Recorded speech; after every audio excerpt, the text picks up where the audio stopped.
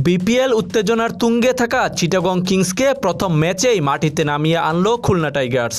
মিরপুরে আজকের প্রথম ম্যাচে চিটাগংকে ৩৭ রানে হারিয়ে নিজেদের বিপিএল যাত্রা রাঙিয়ে নিল মেহেদী হাসান মিরাজের দল।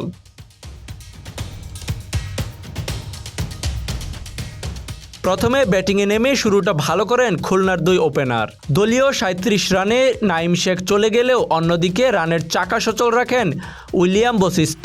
৫০ বলে ৭৫ রানে অপরাজিত থাকেন খুলনার এই ওপেনার। কিন্তু আজকের ম্যাচের নায়ক মাহিদুল ইসলাম অঙ্কন। পঞ্চম উইকেটে এই ব্যাটার খেলেন ২২ বলে ৫৯ রানের এক বিধ্বংসী ইনিংস। খুলনার স্কোরবোর্ড পরিণত হয় ২০৩ রানের বিশাল পাহাড়ে।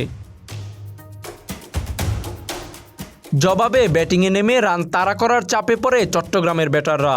দ্রুত রান তুলতে গিয়ে দ্রুত উইকেট হারানোর ফাঁদে পড়ে চিটাগংয়ের ব্যাটাররা। মাত্র ৭৫ রানে ৮ উইকেট হারিয়ে লজ্জাজনক হারের দিকে এগুতে থাকে মোহাম্মদ মিথুনের দল। তবে তাদের এই লজ্জা থেকে রেহাই দেন শামীম হোসেন পাটোয়ারি। তার ৩৮ বলে ৭৮ রানে ভর করে ১৬৬ রানের সম্মানজনক স্কোর তোলে চিটাগং কিংস।